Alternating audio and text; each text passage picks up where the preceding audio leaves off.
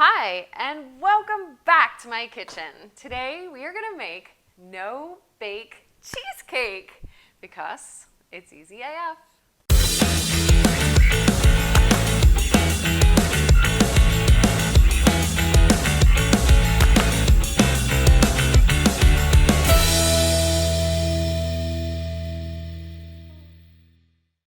Okay, I love this dessert so much because it's perfect for summertime. You don't have to turn on the oven, so cheesecake lovers, you can still have your cheesecake without having the oven on all day.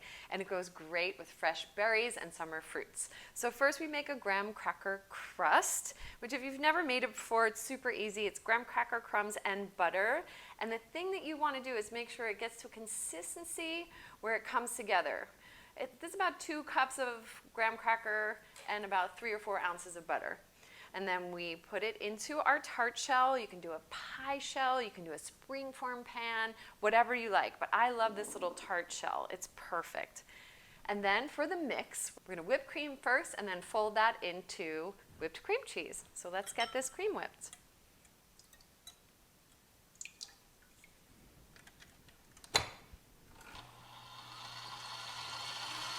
Okay, so our cream is whipped and we want it to be really whipped, like nice and stiff peaks because it has to fold into cream cheese.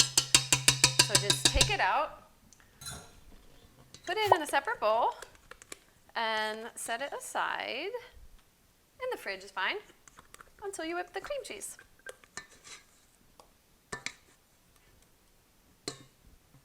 That's it. We'll put that there because we're going to move real fast.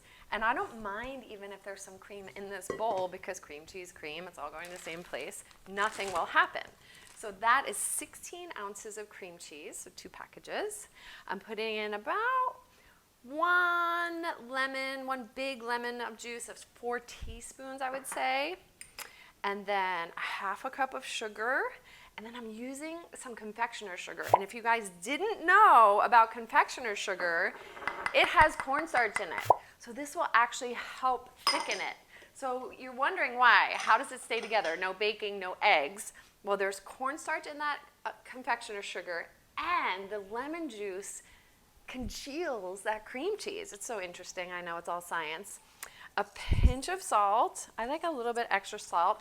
And I have a vanilla bean paste here, which I love to use, or you can also use vanilla extract. This just gives it, pumps up that vanilla flavor. Now, if you don't want vanilla at all, you could go all lemon. Put like a ton of lemon zest in here and really work that lemon flavor. Okay, and we are gonna put a paddle on our machine now to soften and beat the cream cheese. Just beat it. This is the same process as you would do with a cheesecake, but no eggs. Look, Ma, no eggs.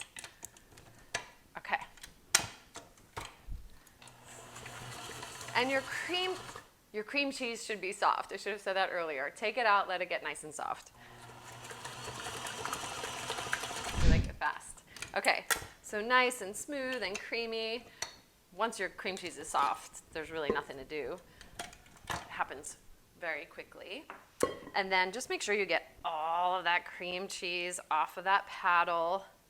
You do not want to waste a drop. If you want this to be a little bit sweeter, you could add more sugar, but I like the sour notes. And I also love this recipe because everything can happen in this bowl, right? We whip the cream in this bowl, we whip the cream cheese in this bowl, and now we're gonna fold in the whipped cream into the cream cheese. And when I fold, I usually do half and then go ahead with the other half. Just fold it in. That's what I meant, just fold it in. Okay, so I'm lightening up the cream cheese, I'm folding in the whipped cream, and honestly, that's it. If you wanted to taste it at this point, you absolutely can.